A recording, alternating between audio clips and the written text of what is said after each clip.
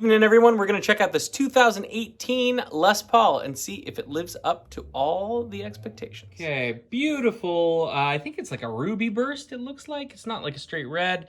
It bursts kind of in. But yeah, ruby burst, 2018 Les Paul. This is an interesting piece. One of the reasons I wanted to do this video is because I found some quick stuff that I didn't like right off the bat. But we're going to point out this is a good book match. It's a real flame top, so I'm glad that they're still doing that. I don't see any major defects in the clear coat. That's clean. Let's just do a quick look, and then I'll point out some of the stuff I don't like. If you look how close and clean these edges are, they're pretty good. For the most part, you can see that they're spraying the color over on top of the binding, and that works just fine for me. Let's see, check these. So no big problems with this. Back is nice. I did notice I had never seen that they do a texture plate on these back too. I'm not sure if that's something that they're trying out or when they started. I'm used to seeing the gloss black, so that was a little bit weird. This one has locking Grover tuners. I don't know, I'm not a huge, that's certainly not traditional.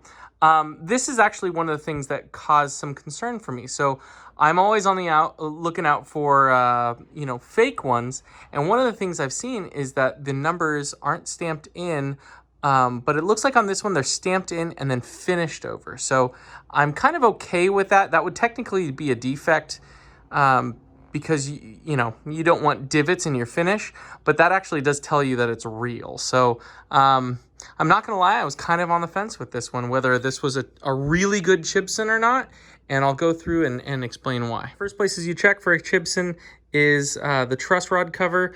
Not crazy that they finished over the nut, just seems sloppy to me.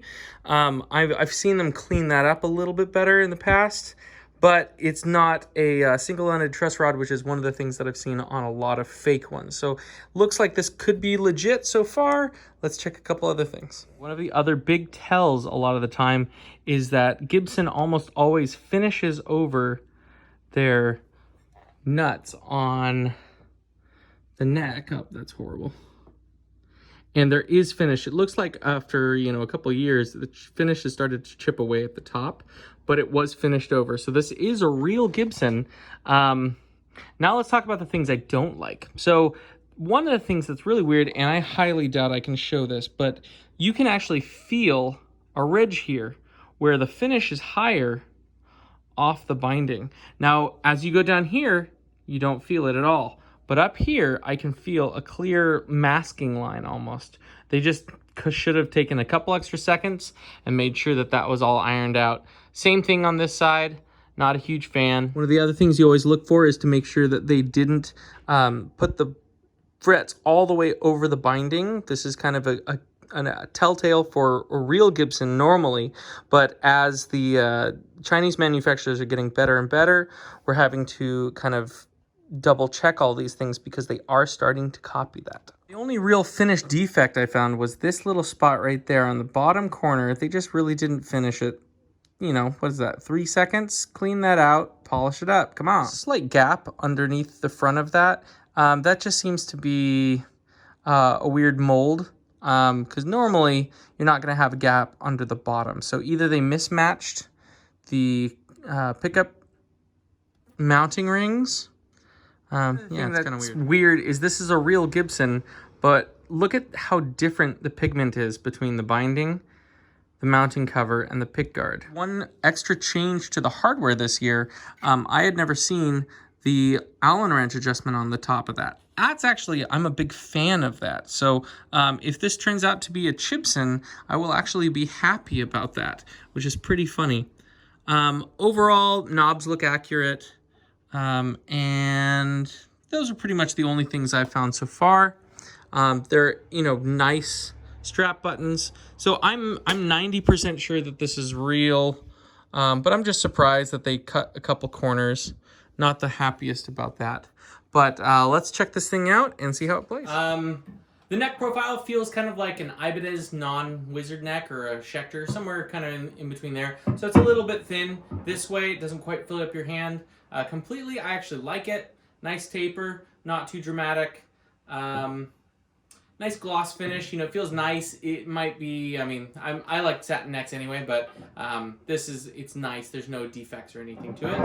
Now, the customer brought it in originally because it was having big tuning issues down here. I think part of it's just because Gibson uses pretty tall fret wires, so if you have a heavy hand, you can make things go out of tune pretty well just by pressing down really hard.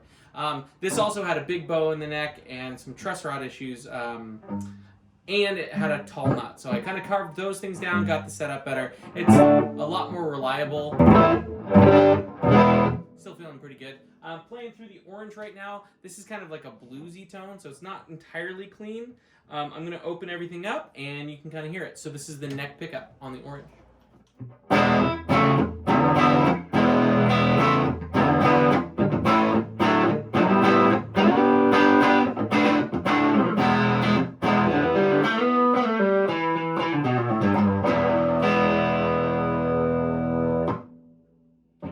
Okay, now for the fun part. We're going to start on the distortion channel on the neck pickup. Here we go.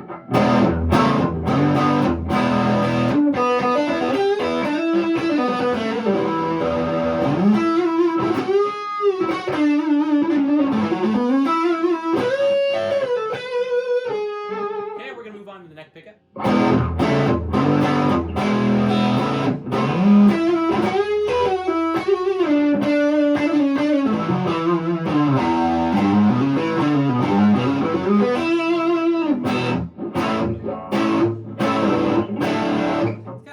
But you know, it's to be expected. Okay, next up we got the bridge pickup, my favorite.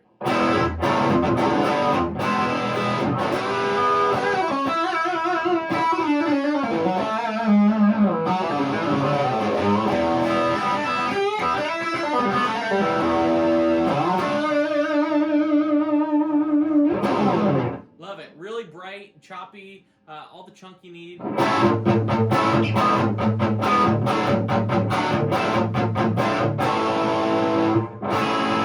It still handles pretty complex chords.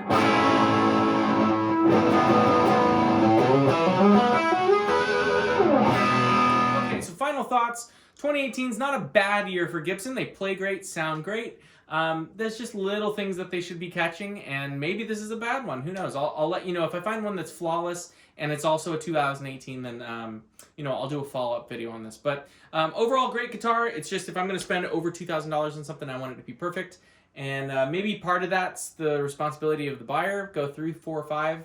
I've always heard over the years from luthiers that I work with that they would first thing pull the frets, refret them. And they'd go through 10 guitars and they'd find different tops and different finishes and different even neck profiles and stuff. So it could be that this is just one of their B-grade ones, but I thought I'd show it off to you guys if you guys are in the market, and at least you'll know kind of a couple things to look for if you're out hunting. So cool. Good luck.